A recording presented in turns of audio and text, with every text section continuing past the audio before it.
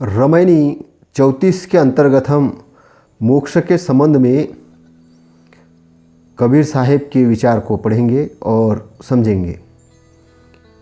पढ़ी पढ़ी पंडित करु चतुराई, निज मुक्ति मोहि कहो समुझाई। कहा बसे पुरुष कौनसा गाऊ, सो पंडित मोहि सुनावहु नाऊ। चारी वेद ब्रह्म में निज ठाना, मुक्ति का मर्म उनहु नहीं जाना। दान पुण्य उन बहुत बखाना, अपने मरण की खबरी न जाना। एक नाम है अगम गंभीरा, तहवा अस्थिर दास कबीरा। साखी चिवटी जहाँ न चढ़ी सके, राई ना ठहराए। अवागमन की गम नहीं, तहा सकलो जग जाए। भावार्थ है, हे पंडितों,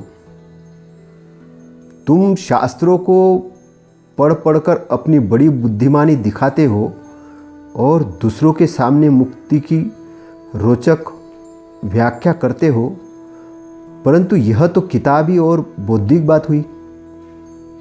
तुम मुझे यह समझाओ कि तुम्हारा अपनी मुक्ति का क्या अनुभव है। जिस ईश्वर या ब्रह्म से मिलकर तुम मुक्ति मानते हो, वह पुरुष कहाँ निवास करता है, उसका लोक या धाम कहाँ है। हे पंडित, उसका परिचय दो। ब्रह्मा ने चारों वेदों को संसार में विशेष रूप से स्थापित किया, परंतु मुक्ति का रहस्य उन्होंने भी नहीं जाना। उन्होंने दान पुण्य करने की बात बहुत कही, परंतु अपनी मुक्ति क्या है इसका पता उन्हें न लगा। ओम इत्यादि किसी एक नाम को अगम और गंभीर मानकर उनमें उपासक लोग स्थित होते हैं। जहाँ चींटी नहीं चढ़ सकती और राई का दाना नहीं ठहर सकता, अर्थात जहाँ वाणी और बुद्धि का प्रवेश नहीं होता और आने जाने की पहुँच नहीं है, वहाँ सारा संसार जाना चाहता है। पंडित शास्त्रों एवं धर्म ग्रंथों के ज्ञाता होते हैं। शास्त्र और धर्म ग्रंथ बहुत है। वे अनेक अध्ययन के आधार पर जनता में मुक्ति के विषय में व्याख्यान देते रहते हैं। यहाँ पंडित का अभिप्राय कर्मकांडी एवं कथा वार्ता करने वाले पुरोहित पंडितों से है। पंडित शास्त्रों के पढ़ने पढ़ाने में लगे रहते हैं। वे प्राय साधना पर ध्यान नहीं देते। वे शास्त्रों का उदाहरण देकर जनता को मोक्ष विषय समझाते हैं, परंतु स्वयं मोक्ष अनुभव से शून्य होते हैं। पंडित जानता कुछ अन्य है, मानता कुछ अन्य है तथा करता कुछ दूसरा ही है। पंडित विद्या बुद्धि यो शास्त्रों के अध्ययन के बल पर मोक्ष का वर्णन करता है। सद्गुरु कबीर साहब कहते हैं, शास्त्रों के बल पर बताया गया मोक्ष तो बुद्धि विलास तथा व्याक्य चातुरी मात्र है। हे पंडित, तुम अपना अनुभव बताओ। तुम्हें मोक्ष का अपना अनुभव है क्या? दूसरों की गायें गिनने वाला दूध चखने का अनुभव क्या कर सकता है? बातों या चित्रों के दीपक से प्रकाश कैसे होगा? गीता एवं शास्त्रों के बल पर मुक्ति का व्याख्यान पर्याप्त नहीं है, किंतु विषयों को त्याग कर वासनाहीन होकर स्वयं मुक्ति का अनुभव करना चाहिए। तो पंडित द्वारा कही गई सारी कहानियाँ मनोरंजन मात्र और उनकी बाल लीलाएं हैं। इन कथनों को आड़े लेते हुए कबीर साहब उनसे पूछते हैं, ये पंडित बताओ, वह भगवान एवं ब्रह्म पुरुष कहाँ निवास करता है? उसका गांव कहाँ है? यदि वह किसी गांव में लोक या धाम में निवास करने वाला है तो देहधारी व्यक्ति है। व्यक्ति होने से उसमें जन्म लिया होगा, आखिर में वह मरेगा भी। फिर ऐसे ईश्वर से तुम्हें पूर्णता कैसे मिलेगी? किसी देश और काल में जाकर तथा किसी दूसरे ईश्वर ब्रह्म से मिलकर मोक्ष मानने की बात मोक्ष तत्व से पूर्ण अनभिज्ञता का फल है। चारी वेद ब्रह्मे निज ठाना, मुक्ति का मर्म उन्हु नहीं जाना। ब्रह्मा ने समाज में चारों वेदों की स्थापना की और उसका खूब प्रचार प्रसार किया, परंतु मुक्ति का रहस्य वे भी नहीं जान सके। वेदों को रचने वाला एक व्यक्ति ब्रह्मा नहीं, वेदों की हर ऋचा पर ऋषि, देवता और छंदों के नाम हैं। सदगुरु साहिब कहते हैं कि चारों वेदों को ब्रह्मा ने निज ठाना, अर्थात उन्होंने वेदों में अपनी दृढ़ आस्था प्रकट कर उनका प्रचार प्रसार किया। चारों वेदों का प्रचारक होने से रूपक में उनके 4 हाथ बना दिए गए और चारों हाथों में चारों वेद पकड़ा दिए गए और 4 मुख बना दिए गए, जिससे वे उनसे उनकी व्याख्या कर सके। जैसे दुर्गा नाम की कोई वीर महिला पहले रही हो और वह तलवार, धनुष्य, बाण, भाला, परसा, पाश आदि कई अस्त्र शस्त्र से लड़ना जानती हो, तो रूपक में उसके चित्र में बहुत हाथ बनाकर उन सारे अस्त्र शस्त्रों को एक बार में पकड़ा दिया गया। कबीर साहब कहते हैं कि ब्रह्मा वेदों के प्रचारक भले ही हो, किंतु मोक्ष का रहस्य उन्हें ज्ञात नहीं है। इस कथन की परख आप वेदों को पढ़कर कर सकते हैं। वेदों में कर्म कांडों का जाल बुना हुआ है।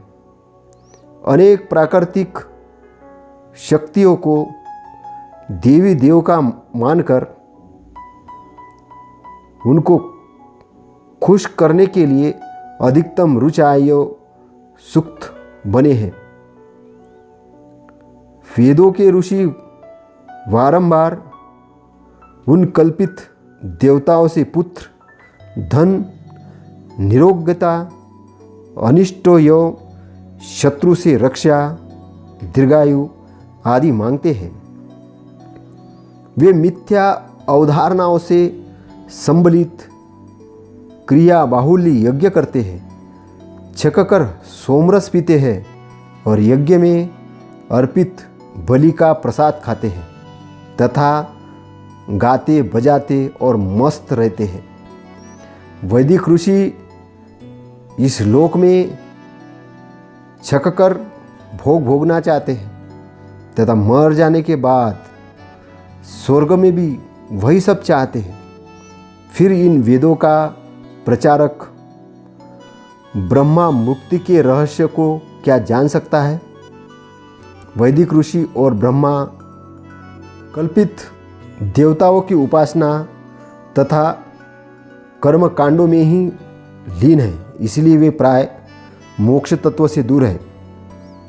ब्रह्मा कर्म कांड के ही प्रचारक थे, इसलिए उन्होंने दान पुण्य करने की ही बात बहुत की। वस्तुतः यज्ञ के बड़े बड़े पुरोहित को ब्रह्मा कहा जाता है। इसलिए मुंडक उपनिषद का ऋषि कहता है कि चारों वेद तथा 6 वेदांग सांसारिक विद्या है और जिससे अविनाशी का बोध होता है वह उससे परे है। अपने मरण की खबर न जाना, यह बड़ा महत्वपूर्ण वचन है। अपने अविनाशी स्वरूप का बोध न होना और विषयों में उलझे रहना, यह अपनी आध्यात्मिक मौत है। कर्मकांडी लोग विषय लोलुप होते हैं, उनकी सदैव देह बुद्धि बनी रहती है, उन्हें अपनी आध्यात्मिक मौत का बोध नहीं होता है। एक नाम है अंगम गंभीरा, तहवा अस्थिर दास कबीरा। कर्मकांडियों ने होम को ही एक अगम गंभीर नाम माना है। प्रसंग वही होने से यहाँ ओम लिया जाना ज़्यादा ठीक लगता है। वैसे भिन्न भिन्न उपासक अपने अपने मतों द्वारा कल्पित नामों को ही सर्वोपरि यो अगम गंभीर मानते हैं। हर उपासक अपने कल्पित नाम में दृढ़ रहने, उसे जपने आदि में कल्याण मानता है। नाम में स्थिर होने का अर्थ है किसी नाम विशेष में मन लगाना। सारे नाम तो शब्द है, परंतु शब्द बड़ा कि जीव। सारे शब्दों या नामों की रचना करने वाला श्रेष्ठ तो जीव ही है। हाँ, यह बात दूसरी है कि अपने चंचल मन को थोड़ा संयम करने के लिए किसी निर्धारित नाम को कुछ समय जपना लाभदायक हो सकता है, परंतु कोई भी नाम या शब्द जीव की स्थिति का निदान नहीं हो सकता। जीव की स्थिति का निदान जीव ही है। जीव की सौरभ स्थिति ही उसकी वास्तविकता है। चिवटी जहाँ न चढ़ी सके, राई न ठहराए, आवागमन की गम नहीं, तहाँ सकलो जग जाए। चींटी प्राय कहीं भी चढ़ जाती है और राई का दाना पतले आधार बिंदु पर भी ठहर जाता है, परंतु जहाँ चींटी भी न चढ़ सके और राई का दाना भी न टिक सके, वह बड़ा सूक्ष्म पदार्थ होता है। चींटी वाणी का प्रतीक है तथा राई का दाना बुद्धि का। मोक्ष न वाणी का विषय है न बुद्धि का। पंडित लोग वाणी और बुद्धि के ही जोर से मोक्ष की व्याख्या करना चाहते हैं। यह उनका कितना भोलापन है। मोक्ष में आवागमन का तो गम ही नहीं है।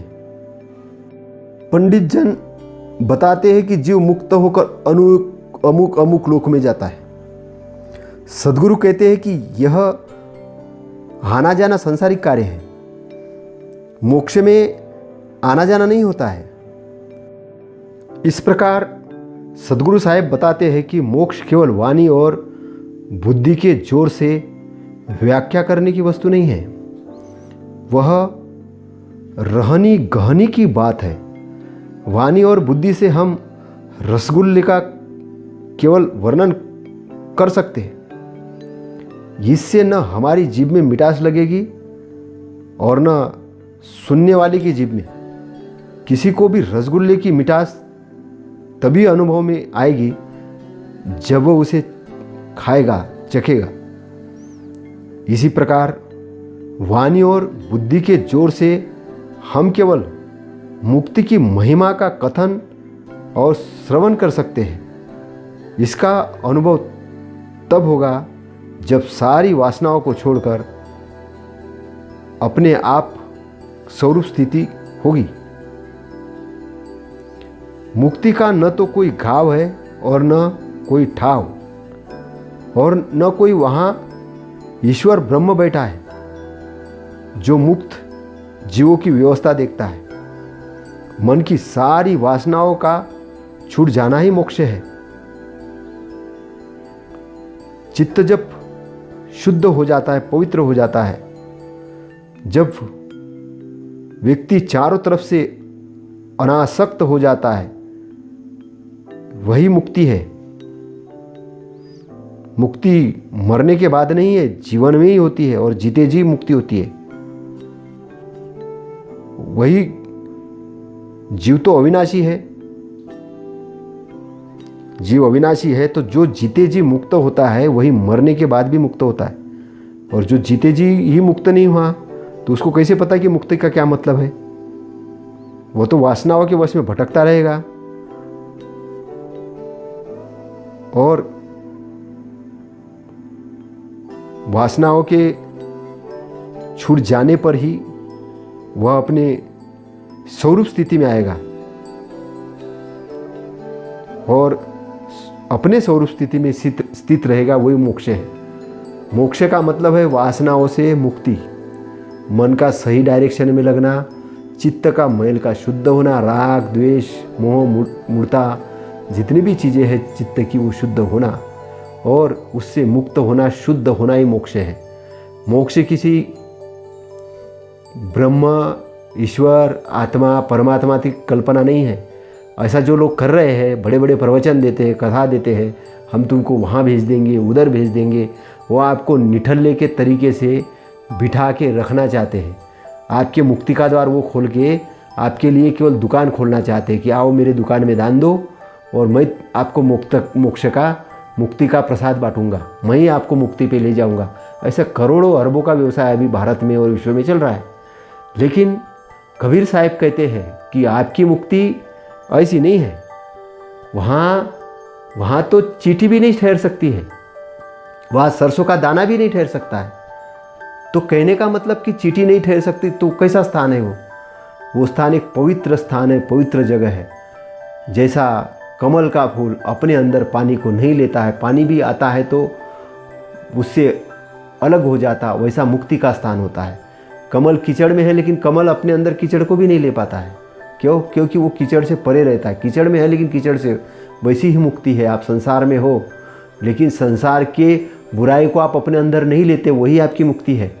और जब आप उस चीज़ को जानते हो और जब आप उस चीज़ में स्थिर हो जाते हो, तो वो चीज़ ऐसी नहीं है कि आपको वहाँ पे चढ़ते हुए जाओगे। और जब आप अपने अंदर के मैलों को ख़त्म करोगे, बुराई को ख़त्म करोगे, अच्छाई को आप ग्रहण करोगे, तब आप अच्छाई में स्थित हो जाओगे, अपने स्वरूप स्थिति में स्थित हो जाओगे।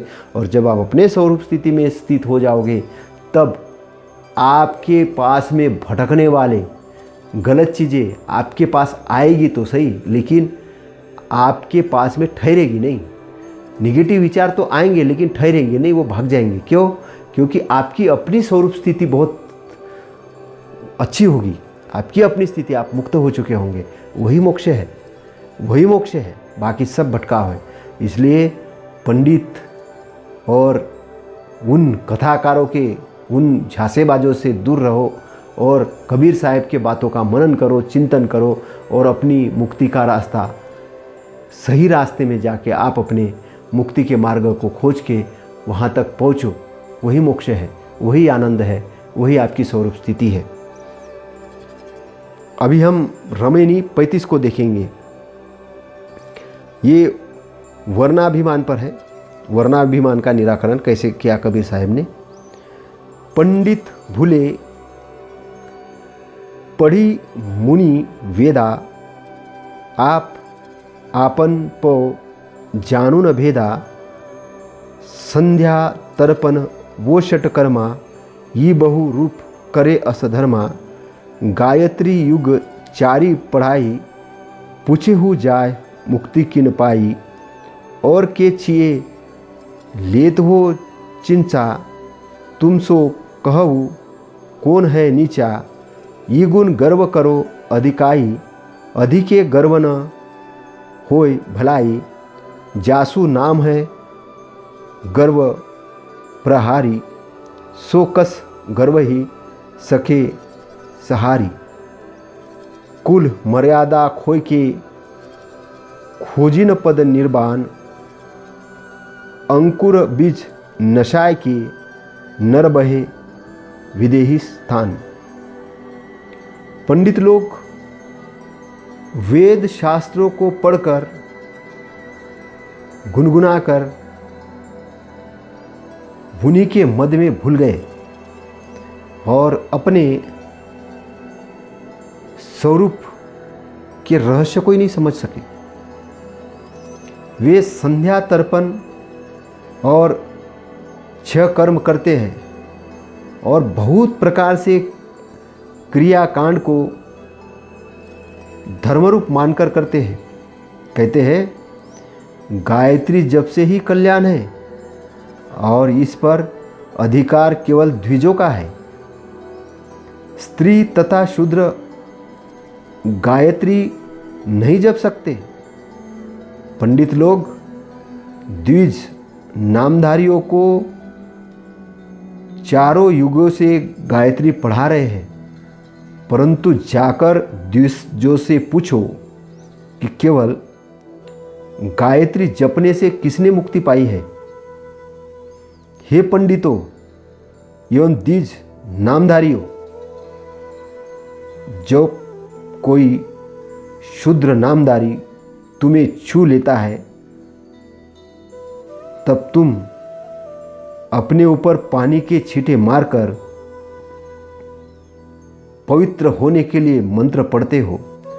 ओम अपवित्र पवित्रो वा सर्वास्सम वा गतोऽपि वा ये रश्मेश पुंडरीकांशस बाह्याम भद्रन शुचि। परंतु मैं कहता हूँ कि कहो भला तुमसे नीच कौन है। हे द्विजों, अपने विद्या वर्ण एवं जाति का अहंकार ज़्यादा न करो।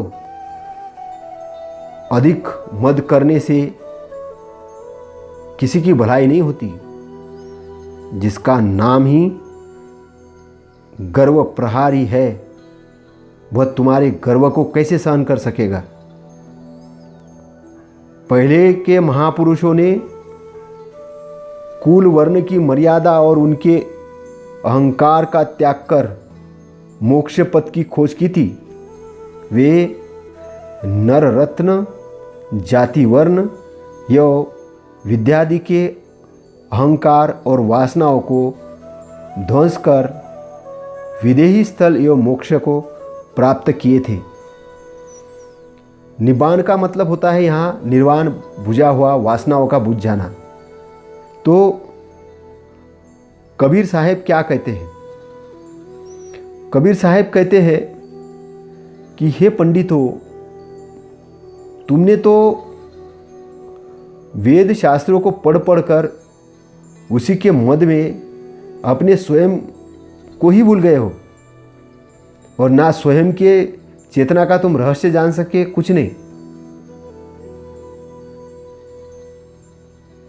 तो वो पंडित लोग क्या होते हैं, शास्त्रों के मद में अहंकार में आ जाते, फूले नहीं समाते। परंतु उनको समझना चाहिए शास्त्र अध्ययन कोई बड़ी बात नहीं है। बड़ी बात है अपने आप को ठीक से समझना और अपने आप का उद्धार करना। यदि वे पंडित लोग संध्या तर्पण षटक्रम तथा यज्ञ यज्ञादि बहुत से धर्मकृत करते रहते हैं, गायत्री जपते रहते हैं, उनको यह अहंकार है कि इन सबका विशेषाधिकार हमें ही मिला है। शूद्र और स्त्री तो इन सबके निकट भी नहीं जा सकते। विशेषतः गायत्री मंत्र तो शूद्र और स्त्री को जपने का सर्वथा अधिकार ही नहीं है। तरस आता है पंडितों के बुद्धि पर, जो यह घोषणा करते फिरते हैं कि वेद तथा गायत्री में स्त्री तथा शूद्रों का अधिकार नहीं है। स्त्री और शूद्र भी मनुष्य है। जब द्विज लोग वेद तथा गायत्री से लाभान्वित हो सकते हैं, तब स्त्री और शूद्र क्यों लाभान्वित नहीं हो सकते? पंडित लोग कहते हैं गायत्री मुक्तिदायिनी है और उस पर अधिकार द्विजों का ही है, द्विजेन स्वर्ण, स्त्री और शूद्रों का नहीं। अतएव वे मुक्ति से वंचित ही रहेंगे।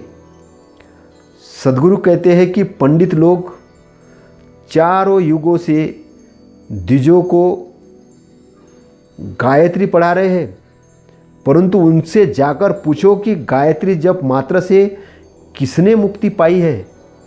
यह एक धोखा है कि गायत्री जपो और मरने के बाद मुक्त हो जाओगे।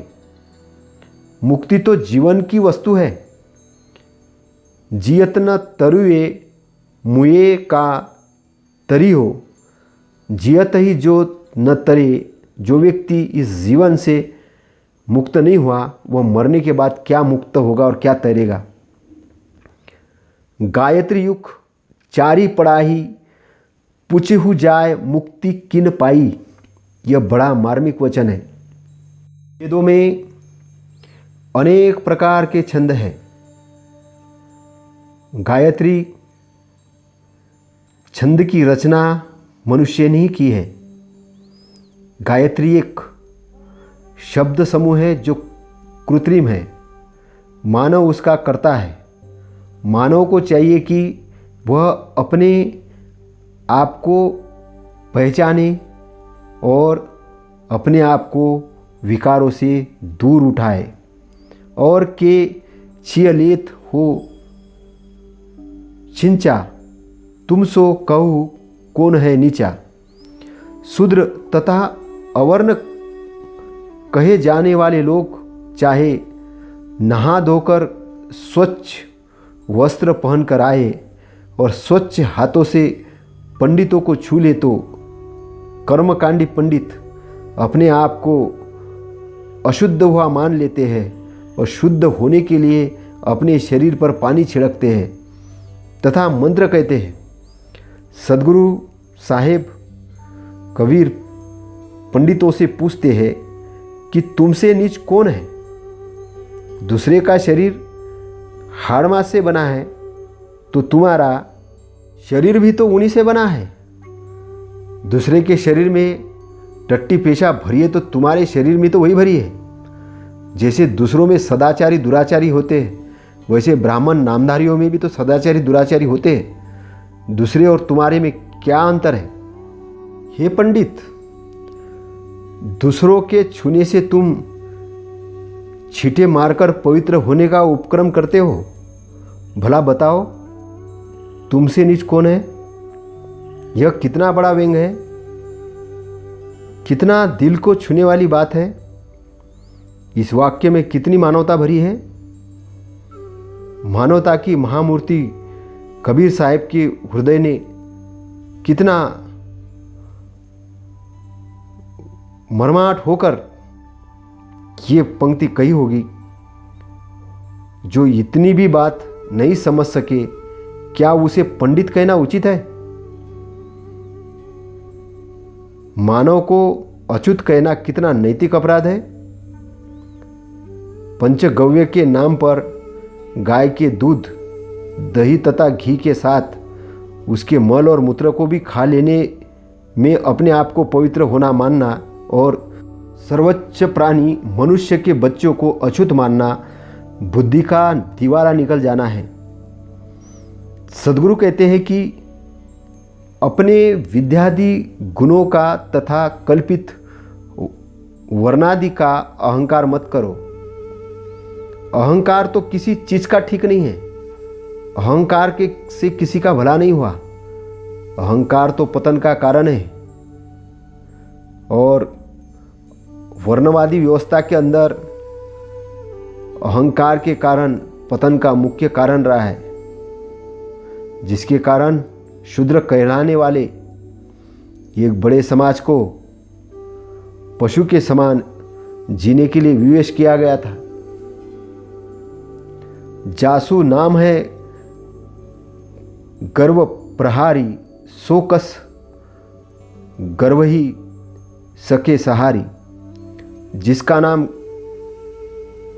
गर्व प्रहारी है वह तुम्हारे गर्व को कैसे सह सकेगा। सामान्यतः लोग ऐसे व्यक्ति चेतन की कल्पना करते जो सर्वशक्तिमान है और वही गर्व प्रहारी है, परंतु ऐसा कुछ भी नहीं है। वस्तुतः संसार में स्वचालित एक कार्य कारण का सिद्धांत है। जो अहंकार करेगा उस व्यवस्था के अनुसार उसका पतन भी होगा। आज से 550 वर्ष पूर्व कबीर साहब की कही हुई बात आज भी चरितार्थ हो रही है। ये जाति व्यवस्था, वर्ण व्यवस्था है, ये एक बुद्धिहीन लोगों का काम है, जिनके पास बुद्धि नहीं है, जिन्होंने अपने आप स्वयं चेतन में नहीं रमे हैं, वो उसको नहीं जाना। ये केवल मन की एक परिकल्पनाओं में और कल्पनाओं में भटके और वासनाओं में भटकते, इसलिए सारे के सारे चरित्र जो है वासना से युक्त है, कल्पना से युक्त है। ऐसे मनगठन कल्पना है कि जिसका कोई ना हाथ है ना पैर है, ना उसका कोई पुरावा दे सकता है। क्वेश्चन मार्क का तो बंद ही कर दिया है, बोले तर्क करोगे तो नरक में जाओगे। ऐसे ऐसे शास्त्र लिख दिए, उसका कोई मतलब नहीं है। और ये शास्त्र मूढ़ लोगों द्वारा लिखे गए, जिनके पास कोई ज्ञान नहीं था। उनके पास ना कोई करुणा थी, ना मैत्री थी, ना प्रज्ञा थी, ना निब्बान की उनको जानकारी थी, ना उनको सनातन का अर्थ मालूम था, ना आर्य का अर्थ मालूम था, कुछ नहीं मालूम था। वो तो केवल भोग अय्यास में लगे थे और वो प्रारंभिक स्थिति थी। लिखते गए। तो अहंकार वश में जो लिखे गए शास्त्र है उसको धर्म मानना और धर्म मान के उसका प्रचार करना, यह कार्य अज्ञानी व्यक्ति ही कर सकता है, जिसको अपने मुक्ति का ज्ञान नहीं, जिसको अपने मोक्ष का ज्ञान नहीं, जिसको निब्बान का ज्ञान नहीं है। क्योंकि सच्चाई से वो दूर चला गया। जो हजारों साल की गलतियाँ उनके पूर्वजों ने की थी वही आज कर रहे हैं, वही शास्त्रों को पढ़ के वैसा अप्लाई करने की कोशिश कर रहे हैं। तो कहने का मतलब कबीर साहब ये कह रहे हैं कि अपने स्वयं चेतन को जगाओ और जगा के अपने अंदर की इंसानियत जगाओ, और अपने अंदर की इंसानियत जगाओगे तब तुमको समझ में आएगा कि तुम एक मालिक हो, तुम अपने स्वयं चेतन हो और तुम्हारे अंदर एक सम्राट छुपा हुआ है। तुम्हारे अंदर वो खोखली जानकारी की ज़रूरत ही नहीं, वो नकली ब्राह्मणत्व की ज़रूरत नहीं। तुम असली ब्राह्मण बनो, असली विद्वान बनो, और असली ब्राह्मणत्व, असली बुद्धत्व, असली अरहंत वो अंदर छुपा हुआ है। उसको ढूंढो, उसको निकालो, आंतरिक रूप से निकालो। वो बाहरी रूप से नहीं है, भौतिकवाद में नहीं है, वासनाओं के अंदर नहीं, वासनाओं से परे है, भौतिक शरीर से परे है। उस स्थिति के अंदर जाओ, उसको देखो। ये कबीर साहब कहना चाह रहे हैं।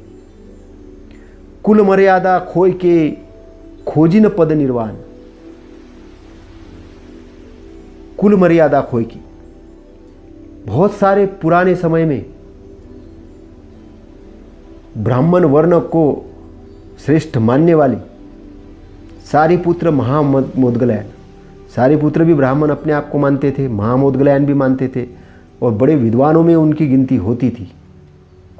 लेकिन जब वो तथागत के शरण में आए और तथागत ने जब उनको उपदेश दिया, उनको मार्ग बताया, तो प्रफुल्लित हो गए, आनंद में हो गए। और उन्होंने कहा कि हम तो भटक रहे थे भगवान, हम भटक रहे थे, आपके मार्गदर्शन के कारण हमको असली ब्राह्मणत्व मिला, हम तो नकली में भटक रहे थे। तो कुल मर्यादा खोल के उन्होंने अपनी कुल की मर्यादा खोली। जो कुल माना जाता था कि आप किसी ब्राह्मण तो हो ही नहीं सकता विद्वान, लेकिन उन्होंने उस चीज़ को नहीं माना, उन्होंने जाना, उन्होंने अपनी बुद्धि को ओपन किया, और ओपन किया तो खोजी ने पद निर्वाण, तो वो खोजने गए पद निर्वाण, निर्वाण पद, निब्बान। तो कबीर साहेब ये निब्बान की बात कह रहे हैं। निब्बान का अर्थ है कि जो ऐसा स्थान जहाँ पे कोई समय नहीं है, वर्तमान काल, भूतकाल, भविष्यकाल कुछ नहीं है, वहाँ अकाल है। अकाल, अकाल मतलब कोई स्थान, कोई समय का काल नहीं है। वह स्थान शुभ्र सफ़ेद है, लेकिन फिर भी वहाँ पर कोई चंद्रमा सूरज नहीं है, वो अपने आप में स्थिर है। वह स्थान विमल है, उसके अंदर कोई मल नहीं है। वह स्थान अशोक है, जिसके अंदर कोई शोक नहीं है। उसके अंदर में एक सुगंधी है, चंदन से भी अच्छी सुगंधी है। उसका अपना एक माधुर्य है, और एक ऐसा स्थान है जहाँ पर जाने के बाद सारे दुखों का विनाश हो जाता है। सारी दुखों की विनाश की अवस्था है, शांति की अवस्था है। ऐसी शांति, बहुत शांति, ऐसा आनंद, बहुत आनंद, प्रफुल्लित आनंद। वहाँ न तो आकाश है, न पृथ्वी है, न तारे हैं, न चांद है, लेकिन फिर भी है। उसको कोई भी इंसान जो सतपथ पर चलता है, सही मार्ग पर चलता है, वो उसका दर्शन कर लेता है। उसका दर्शन करना इतना आसान नहीं है, लेकिन असंभव भी नहीं है। तथागत ने उसका मार्ग बताया है। और कबीर साहेब भी जो निब्बान की बात कर रहे हैं, वो वही निब्बान है जो तथागत बुद्ध ने खोज करके निकाला है। तो तथागत बुद्ध की जो लाइन ऑफ थिंकिंग है वही कबीर साहेब की है। कबीर साहेब ये मुक्त पुरुष है, ये दुखों से मुक्त हुए पुरुष है, ये ज्ञानी है और वो जानकार व्यक्ति है। जानकर बोल रहे हैं, समझ कर बोल रहे हैं, सोच कर बोल रहे हैं। तो अपने अंदर में झांको, अपने अंदर जाओ, अपने अंदर देखो, बैठो, जानो अपने आप को। आपने बाहर बहुत सारी चीज़ जानी होगी, लेकिन अंदर जानो।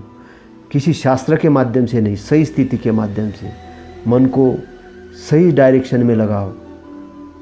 अपनी दृष्टि सही करो, आंतरिक दृष्टि सही करो, उसका मैल हटाओ। लोगों के प्रति राग, द्वेष, मोह हटाओ उसको। और एक संकल्प लो कि मुझे सच्चाई का मार्ग जानकर ही रहना है और सच्चाई के रास्ते पे चलना ही है।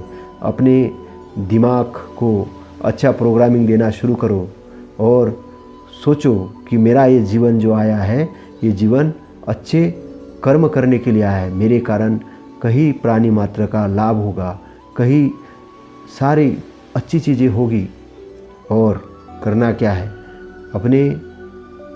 अपने शरीर के अंदर में अच्छी चीज़ों को डालना है। अपनी चेतना के अंदर में अच्छी चीज़ों को डालना है, बुरी चीज़ों को बाहर करना है। और एक स्मृतिवान बनना है, स्मृतिवान बनना है वेदनाओं के प्रति, चित्त के प्रति, शरीर के प्रति और लॉ ऑफ नेचर के प्रति। एक सजग जागृत व्यक्ति बनना है। और ऐसा जागृत बनने के बाद थोड़ा समय निकालना है। सुबह का समय निकाल सकते हो, शाम का निकाल सकते हो।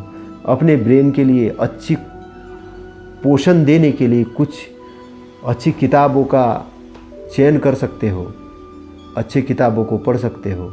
और पढ़ने के बाद ध्यान की स्थिति में जा सकते हो।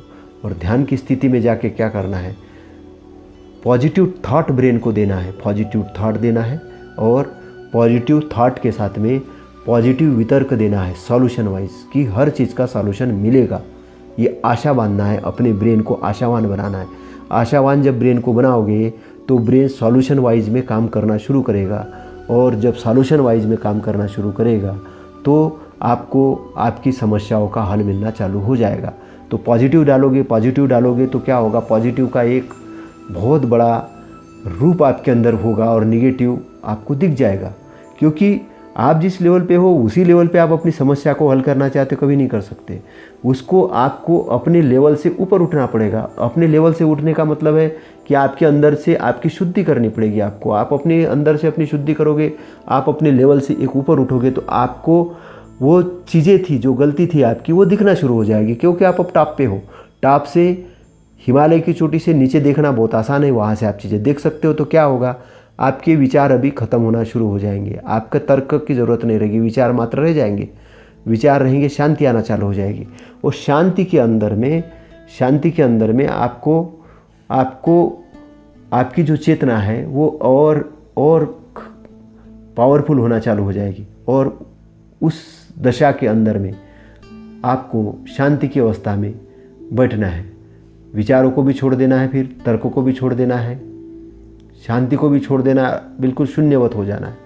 और उस शून्य के अंदर में जब आप पूर्णतः शुद्ध होगे तब आपको आपकी बहुत सारी समस्याओं का हल मिल जाएगा और आपको रास्ता मिलना चालू हो जाएगा। और वो रास्ते से अगर गए और आपने थोड़े क्षण के लिए क्यों ना हो, आपने उस आनंद के क्षण को टच करना शुरू किया, और वो आनंद का क्षण आपने जैसे टच करना चालू किया, फिर आपको वो काम वासना का आनंद कुछ नहीं लगेगा, वो ऐसे छोटा मोटा लगेगा, लेकिन ये आनंद जो होगा ये आपको परिपूर्ण अपने साथ में लेने वाला आनंद चलेगा। और यह आनंद ऐसा होगा जैसे इंद्रकील जैसे स्थिर होती है, वैसे एक शांति होगी, एक स्थिर होगी, और वहाँ से आपको दिखेगा कि आप अपने स्वामित्व को प्राप्त करना शुरू कर दिया है। आपने अपने स्वामित्व को प्राप्त करना शुरू कर दिया है, और आपका महत्व आपको समझ में आने लगेगा, और वो स्थिति को आप हर दिन प्राप्त करना शुरू करो, अपने आप को डेवलप करो। तो कबीर साहब वो वाले अकाल वाली स्थिति की बात कर रहे हैं, वो उस निब्बान वाली स्थिति की बात कर रहे हैं कि कुल मर्यादा छोड़ के। कुल मर्यादा किसने छोड़ी? जिसने ज्ञान को प्राप्त किया, उसको समझ में आया कि शरीर के दो पार्ट है, एक पार्ट टेम्परेरी पार्ट है जो ख़त्म होने वाला है, तो हम उसी की आराधना करते रहते, जन्म जन्मांतर ये सोचते हैं कि हमको ये मानव जन्म मिलता रहे, लेकिन तथागत है, बुद्ध तथागत जो कहते हैं, कबीरदास कहते हैं, क्या कहते हैं, आवागमन के फेर से दूर हो जाओ। आवागमन में ये आवागमन काय का हो रहा है? दुख का हो रहा है। वो सच्चाई क्या है कि तुम दुख वाले व्यक्ति नहीं हो, तुम आनंद वाले, खुशी वाले हो। तुम उधर जाओ, तुम उस चीज़ को प्राप्त करो। तो कल्याण पद की साधना करते हुए उस एरिया में आना है, ऐसे कबीर साहेब कह रहे हैं। कुल मर्यादा खोय के खोजिए पद निर्माण, अंकुर बीज नशाय के नर भये विदेही थान।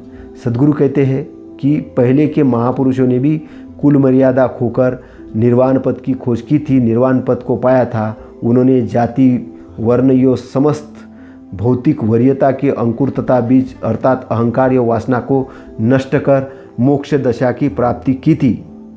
तो उस दशा को प्राप्त करना है, उस मोक्ष को प्राप्त करना है, उस मुक्ति को प्राप्त करना है। तो सद्गुरु साहेब जितनी भी बात कह रहे हैं, जितनी भी बात कह रहे हैं, वो आपके भले के लिए कह रहे हैं। अगर आप वर्णाभिमान में रहे तो आप मोक्ष की तरफ नहीं जाओगे, आप जाति भान में रहे तो मोक्ष की तरफ नहीं जाओगे, आप अहंकार में रहोगे तो मोक्ष की तरफ नहीं जाओगे, आप वासनाओं में स्थित रहोगे तो मोक्ष की तरफ नहीं जाओगे। मतलब आप अपने रास्ते में बंधन बनाते जाओगे, जिसको मिथ्या दृष्टि कहते हैं बुद्ध। तो आपको मिथ्या दृष्टि से नहीं जाना, आपको राइट दृष्टि अपनाना है, आपको सम्यक दृष्टि पे जाना है, और आपका बहुत बड़ा लाभ होगा। मैं आपको गारंटी कर सकता हूँ कि आपकी अगर क्षमता है तो आप बहुत कुछ प्राप्त कर लोगे। और ये मैं निस्वार्थ ढंग से कह रहा हूँ। आप इसको आजमा के देखिए और अच्छी किताबों का मनन करिए, और मनन करके पॉजिटिव, अपने आप को पॉजिटिव बनाइए। हर निगेटिव में एक पॉजिटिव होता है, बस पॉजिटिव सॉल्यूशन पे जाइए। हर पॉजिटिव में हर बार पॉजिटिव देखिए, हर बार पॉजिटिव देखिए, मैं इसके सॉल्यूशन में कैसे जा सकता हूँ। और मैत्री रखिए अपने अंदर में। मैत्री का बहुत बड़ा गुण है, मैत्री के अंदर में प्रकाश होता है, वो सारी चीज़ें मैत्री के अंदर मिलती है। इसलिए अपने अंदर में मैत्री करो, मैत्री करो, मैत्री करो, मैत्री करो। लोगों के बारे में अच्छा सोचो, अपने बारे में अच्छा सोचो, अपने परिवार के बारे में अच्छा सोचो। पड़ोसी तुम्हारे बारे में गलत सोच रहा है, उसकी मर्जी, लेकिन तुम अच्छा सोचना चालू करो, और उससे परिणाम मिलेगा, आपको परिणाम मिलेगा। तो निब्बान और मोक्ष, इस विषय पर हमने रामायणी 34 और 35 को देखा है। आपका कल्याण हो, आपका मंगल हो, आप समृद्धशाली बने, और आपके जीवन में संपत्ति आए, सुख आए, समृद्धि आए, आप शरीर से सुखपूर्वक रहे, और आपकी प्रतिरोधक क्षमता खूब बढ़े, आप अच्छा आहार ग्रहण करें, अपने शरीर को अच्छा व्यायाम प्रदान करें, क्योंकि ये शरीर है हमारा वाहन है, हमारी नाव है, कि जिसके माध्यम से हम इस भवसागर को पार करने वाले हैं। और ये जो हम सत्कर्म करेंगे, वो सत्कर्म हमको डुबाने से, संसार में डूबने से रोकेंगे, हमको कमल के फूल जैसे तैराएंगे हमारे सत्कर्म। इसलिए जितना हो सकते उतने सत्कर्म करो, जितना हो सकते उतने उसके बारे में नहीं सोचना है। जैसे तथागत कहते हैं कि एक माला बना रहे हो तो माला बनाते जाओ, बनाते जाओ, अच्छे की माला बनाओ, अच्छे कर्म करते रहो, करते इतने अच्छे कर्म करो कि थोड़े बहुत आपके हाथ से बुरे कर्म हो भी गए होंगे तो वो ऐसे रहे कि जैसे चांद पर जैसे दाग होता है, लेकिन कोई लोग दाग को देखते हैं क्या चांद के, वो बोलते चांद है, चांद शीतलता प्रदान कर रहा है। ऐसा आदमी के हाथ से थोड़ी बहुत गलती होगी, क्योंकि व्यक्ति जैसे पहली बार एक कदम डालता है तो कोई ज़रूरी नहीं है कि वो चलना शुरू ही करे, पहली बार गिरता है, लेकिन गिरने का मतलब वो चलना बंद नहीं करता है। तो ऐसे ही सतपथ पे जब आप आओगे तो आपको पहली बार चलने में ऐसा लगेगा कि ऐसे कैसे हो सकता है, लेकिन ऐसा सत्य है, सच्चाई के मार्ग पे जाके भी आप बहुत सारी धन संपत्ति कमा सकते हो, और धन संपत्ति के साथ में भी आप आध्यात्मिक यात्रा कर सकते हो, आंतरिक सुख में भी जा सकते हो, निब्बान की भी प्राप्ति कर सकते हो। और उस धन का बस आपको अहंकार नहीं करना है, उसका लोभ नहीं करना है, आसक्ति नहीं करना है।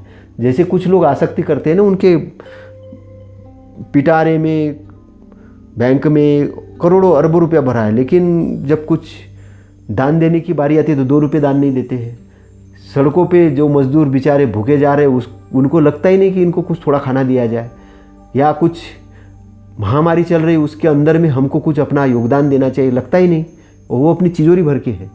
तो वो है कंजूसपन, वो है आसक्ति।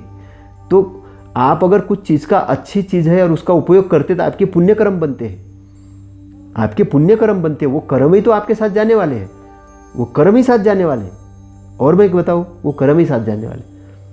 कितने लोगों को देखा अभी आपने कि कोरोना वायरस में जिनकी बॉडियाँ जा रही है, उसके साथ में उनका जो बैंक बैलेंस है, उनके जो घर है, वो सब लेके जा रहे, कोई दे रहा है नहीं, वो केवल बॉडी जा रही, और बॉडी जा रही, बॉडी एक साइड में, कर्म साथ में चले गए, कर्म साथ में चले गए। इसलिए कर्म करो, कर्म आपकी पूंजी है, कर्म आपकी पूंजी है। और ये पैसा धन दौलत एक साधन है आपको कुछ करने के लिए, कि एक व्यवहार के लिए एक साधन है, लेकिन कर्म आपकी पूंजी है।